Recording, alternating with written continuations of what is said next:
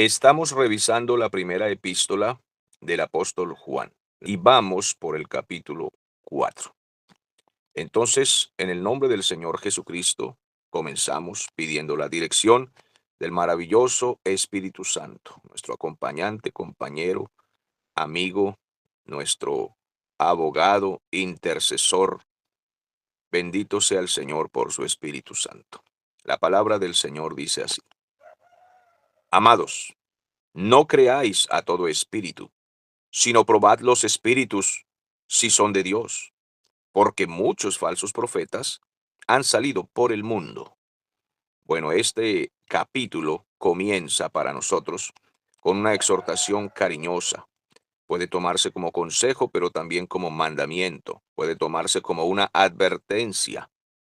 La forma cariñosa en que saluda en este capítulo el apóstol es amados. Y la advertencia y el mandamiento es: no creáis a todo espíritu, sino probad los espíritus.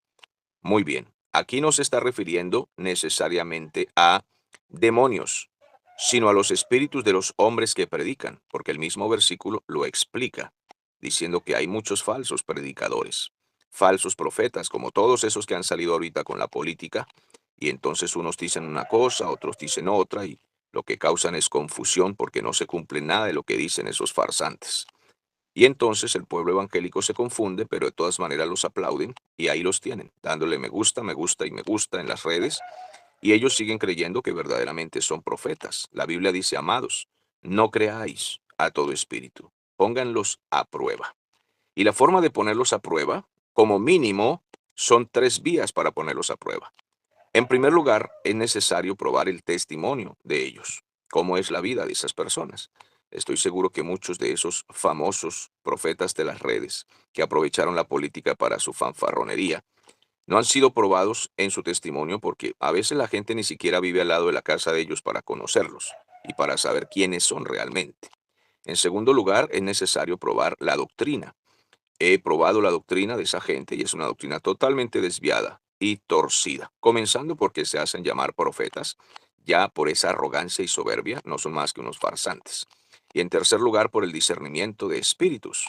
Bueno, qué lamentable que en la iglesia no haya mucha gente que tenga ese discernimiento, porque si los aplauden, pues eso nos da a entender claramente que no tienen ese discernimiento.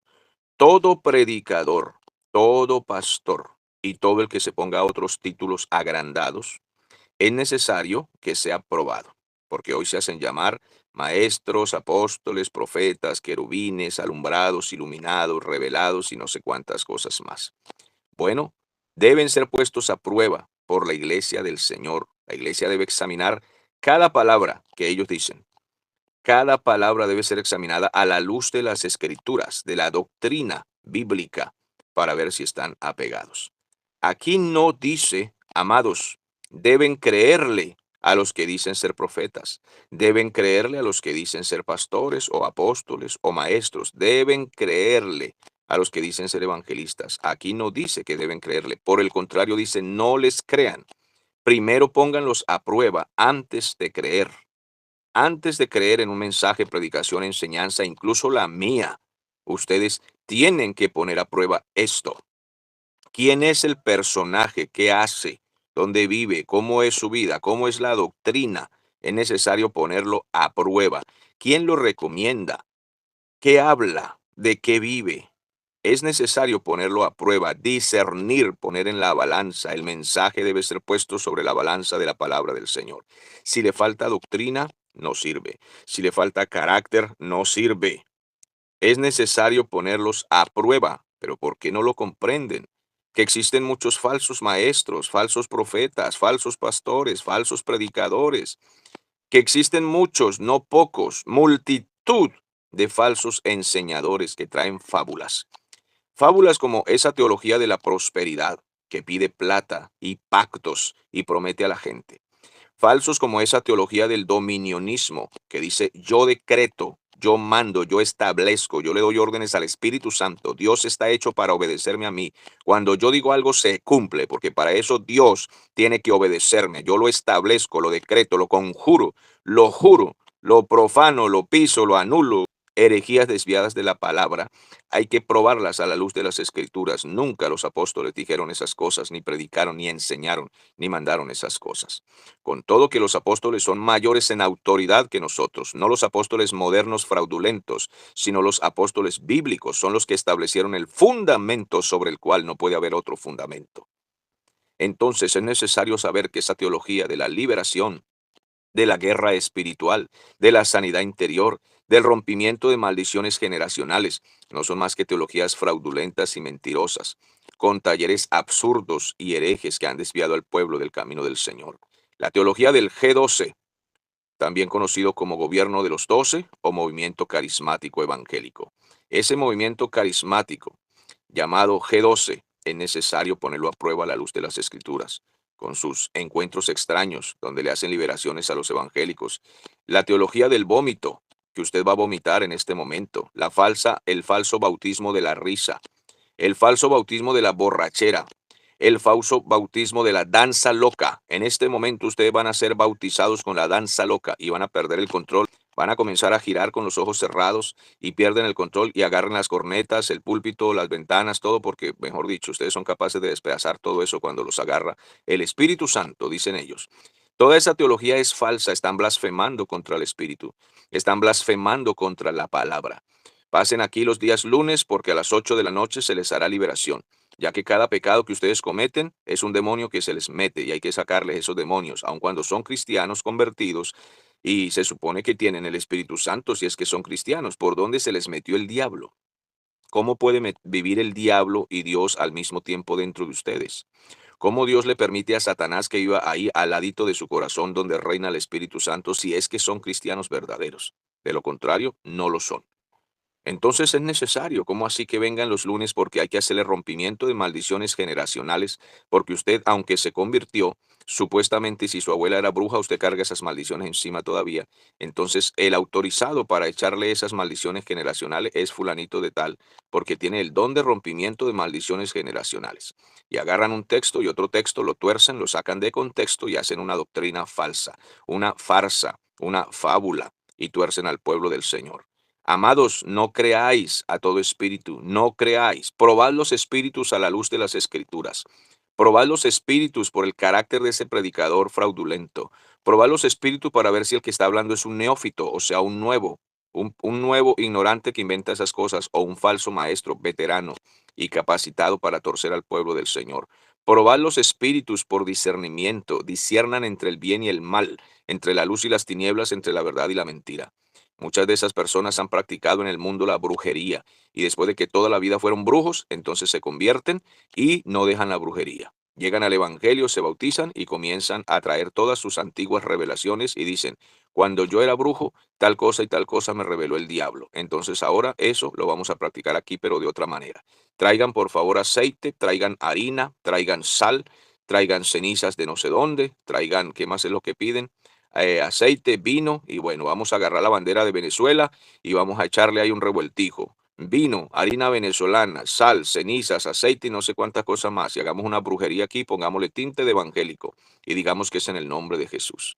Entonces traen todas esas costumbres de la hechicería y la traen aquí. Y agarran un versículo por ahí que Eliseo usó la sal allí para purificar un agua, esto, aquello. Entonces traen textos aislados del Antiguo Testamento en libros históricos, acontecimientos que pasaron a ellos allá, pero que Pablo nunca mandó que hiciéramos a la iglesia, ni Pedro, ni Juan, ni ninguno de los apóstoles, pero ellos hacen una mezcolanza de doctrinas y entonces de alguna manera lo aplican de manera torcida, porque no queremos entender, no queremos dejarnos enseñar. Pero gracias a Dios que el apóstol Juan dice, vosotros tenéis la unción del santo y no tenéis necesidad de que nadie os enseñe. Pues ningún falso maestro va a venir a enseñar a la iglesia del Señor. Amados, no creáis a todo espíritu, no creáis. Probad los espíritus para ver si hablan de parte de Dios. Hay que probarlos a la luz de las escrituras, Biblia o nada. ¿En qué parte dice la Biblia que Venezuela será la isla de la fantasía de aquí en adelante? ¿En qué parte dice que Colombia es la capital del avivamiento mundial? ¿Dónde está escrito eso en la palabra del Señor? ¿En qué parte dice que todos los venezolanos volverán a Venezuela? Todos los venezolanos volverán. ¿En qué parte está escrito eso? ¿Dónde dice que Colombia es la tierra que fluye leche y miel? ¿Dónde está escrito eso? ¿Dónde está escrito que a partir del 28 de julio Venezuela sería liberada? Aun cuando la situación sea difícil y lloremos y nos entristezcamos, el Señor sigue siendo nuestro pastor, nuestro proveedor, y los que confían en Jehová son como el monte de Sión, que no se mueven, sino que permanecen para siempre. Ellos no se mueven de su fe. Ellos no se le tiran al dairena que se los coma un caimán. Los que confían en el Señor confían plenamente en el Señor. Y cuando se mueven dirigidos por el Espíritu, porque el que es nacido de la carne es carnal, pero el que es nacido del Espíritu, de la palabra y del Espíritu es espiritual.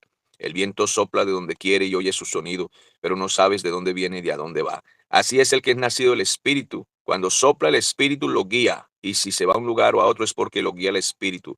No se va por desespero, ni por rabia, ni por ira, ni por nada. Los que son de Dios se mueven solo dirigidos por el Espíritu Santo. Probad los espíritus, porque muchos falsos predicadores y profetas y maestros han salido por el mundo. En esto, conoced el Espíritu de Dios. Todo espíritu que confiesa que Jesucristo ha venido en carne es de Dios. En ese tiempo, hace 2000 años, los apóstoles estaban lidiando con sectas y con creencias que decían que Jesucristo no había venido en carne, sino que él era un fantasma, que él había venido solo como espíritu, que él no necesitaba bañarse, que no necesitaba comer, porque él era un espíritu ambulante. Y introdujeron estas enseñanzas en las iglesias. Entonces Juan hace la advertencia en ese tiempo y dice: en esto conoced el Espíritu Santo. Todo aquel predicador que confiesa que Jesucristo ha venido en carne como hombre y Dios, porque esa es la unión hipostática que tiene la persona de Jesucristo, segunda persona de la Trinidad, del Dios que adoramos. Él tiene una unión hipostática, porque es la única persona en el universo que tiene estas dos naturalezas. Él es Dios, hombre. Él es hombre, Dios. Entonces Él vino siendo Dios, Emanuel, Dios con nosotros. Él vino en carne, vino como hombre. Entonces, aquel que predique que Jesucristo es Dios hombre y hombre Dios, ese es de Dios. Pero en aquel tiempo habían unos farsantes predicando esa secta. Y todo espíritu que no confiesa que Jesucristo ha venido en carne, no es de Dios, hermanos míos, les decía Juan a su iglesia en ese tiempo. Y este es el espíritu del anticristo, el cual vosotros habéis oído que viene y que ahora ya está en el mundo. Entonces el espíritu de la herejía, de la apostasía y del anticristo ya está operando desde hace 2000 años, desde que se fundó la iglesia. La iglesia se fundó y los falsos maestros estaban a la orden. Y los apóstoles tuvieron que lidiar con todas esas sectas. Por ejemplo, el apóstol Pablo tuvo que escribir la carta a los Gálatas y la carta a los Hebreos para advertirnos acerca de los judaizantes, porque había personas que se introducían en las iglesias diciéndole a los creyentes que no era suficiente con la gracia del Señor que había muerto en la cruz para salvarnos, sino que aparte de eso había que practicar cosas judías, practicar hebreo. Hoy en día mucha gente también está con lo mismo, que hay que judaizar, que hay que guardar el sabbat, que hay que ponerse una sábana en la cabeza, que hay que ponerse unos trajes y unos mantos, y que ya no se nombre a Jehová, porque ese nombre no va, y que ahora entonces es Yahweh, Yeshua, Shabbat, Shalom, ¿qué más dicen? Elohim, ya son todos los nombres en hebreo del Señor, y ya no quieren pronunciar las palabras en español. Y aparte de eso, que si no coman sino pan integral, no tomen tinto y no sé cuántas cosas más. Es necesario que nosotros comprendamos que los apóstoles lucharon con sectas y creencias extrañas, pues hoy en día también estamos luchando con esas cosas. El apóstol Juan luchaba con una secta que decía que Jesucristo no había venido en carne. Entonces él les dice: todo espíritu que confiesa que Jesucristo ha venido en carne es de Dios, pero el que no predique que Jesucristo ha venido en carne, ese no es de Dios. Yo recuerdo hace unos 20 años cuando salió una enseñanza acerca de estos dos versículos, una enseñanza errónea, un poco absurda, y decían: cuando aparezca un endemoniado en la iglesia, que caiga al piso y comience a gritar, a blasfemar y a botar espuma y convulsiones, usted tiene que decirle: te reprendo, Satanás. Y entonces le dices: dime demonio, dime, ¿Jesucristo vino en carne o vino en espíritu? Y esa enseñanza se estaba haciendo famosa en las iglesias. Eso no es lo que está diciendo aquí. Aquí no está hablando de que demonios deben confesar estas cosas, sino todo espíritu, todo predicador, todo profeta. Hay que probar qué espíritu tiene. El espíritu humano de la herejía, la vanidad, la torcedura, la ignorancia, un neófito que desconoce la escritura, o es una persona dirigida por la palabra de Dios, por el Espíritu Santo y el conocimiento de la Escritura. Si no confiesa que Jesucristo ha venido en carne, es un falso predicador que pertenece a la secta con la que estamos luchando, dice el apóstol Juan en ese tiempo. Entonces les dijo, y esos espíritus de esos predicadores son del anticristo, porque ya ustedes saben que eso está en acción en el mundo. Y luego les dice, versículo 4, hijitos, vosotros sois de Dios y los habéis vencido, porque mayor es el que está en vosotros que el que está en el mundo. Le dice a los creyentes, hijitos, ustedes tienen el Espíritu Santo y han vencido las falsas enseñanzas de esos falsos maestros, porque mayor es el Espíritu Santo que está en ustedes, que les revela todas las cosas y toda la verdad. Es mayor que el que está en ellos, que es el espíritu de la mentira y del error, porque ellos son del mundo, por eso enseñan herejías. Por eso es que enseñan todas esas cosas que ya hemos mencionado aquí, porque ellos son del mundo y por eso hablan cosas del mundo, pero el mundo los oye y todos los malos evangélicos son partícipes de todas esas cosas. Es necesario que nos volvamos al Señor de todo corazón hacia la palabra y decirle a los predicadores lo que Pablo le dijo a Timoteo: te encarezco delante de Dios y del Señor Jesucristo, que juzgará a los vivos y a los muertos, que prediques la palabra y solamente la palabra, no prediques fábulas, no prediques necedades, predica la palabra, que instes a tiempo y fuera de tiempo, redarguye, reprende con toda autoridad y doctrina. Porque ellos, esos otros, son del mundo, por eso hablan lo del mundo, pero el mundo los oye. Versículo 6 dice, nosotros, en cambio, somos de Dios. El que conoce a Dios nos oye. El verdadero cristiano ama la palabra y él nos oye, porque el que no es de Dios no nos oye. No le gusta la escritura, no le gusta la oración, no le gusta la profundidad de la revelación bíblica, no le gusta el conocimiento. Pero en esto conocemos el espíritu de la verdad y el espíritu del error. Versículo 7. Amados, amémonos unos a otros, porque el amor es de Dios. Todo aquel que ama, ese ha nacido de nuevo. Ese es nacido de Dios y conoce a Dios. En cambio, el que no ama, ese no ha conocido a Dios, porque Dios es amor. En esto se mostró el amor de Dios para con nosotros, en que Dios envió a su Hijo unigénito. La palabra unigénito significa único en su naturaleza. Dios no tiene otro hijo, sino Jesucristo. Es el unigénito. Nosotros somos hijos herederos o coherederos con Cristo, pero Él es el unigénito con esa naturaleza de divinidad, el unigénito Hijo del Padre. Lo envió al mundo para que vivamos por Él. Versículo 10. En esto consiste el amor, no en que nosotros hayamos amado a Dios, porque nosotros no lo amábamos, sino en que Él nos amó a nosotros, siendo nosotros pecadores. Y Él envió a su Hijo en propiciación, es decir, en pago por nosotros, por nuestros pecados. Él fue enviado a cambio de nosotros, por nuestros pecados, para que la ira de Dios no cayera sobre nosotros pecadores y nos aplastara con su ira a todos sin excepción. Entonces envió a su Hijo en propiciación por nuestros pecados. Para que no tuviésemos que morir nosotros, envió a su Hijo para que la ira del Padre cayera sobre su propio Hijo. Amados, si Dios nos ha amado de esta manera, que envió a su Hijo a morir por nosotros, pues nosotros debemos también amarnos unos a otros, que se note ese amor, que se note ese respeto, que se haga notar. Versículo 12. Nadie ha visto jamás a Dios. Si nos amamos unos a otros, Dios permanece en nosotros y su amor se ha perfeccionado en nosotros. En esto conocemos que permanecemos en Él y Él permanece en nosotros, en que nos ha dado de su Espíritu Santo. En esto conocemos que permanecemos en Él y Él permanece en nosotros, en que nos ha dado de su Espíritu Santo. Y nosotros hemos visto y testificamos que el Padre sí ha enviado a su Hijo Jesucristo, el Salvador del mundo. Dios lo ha enviado, nosotros hemos visto, hemos testificado que sí. Nosotros lo hemos visto, somos testigos, en nosotros habita Jesucristo, por medio del Espíritu Santo, ha sido enviado como Salvador del mundo.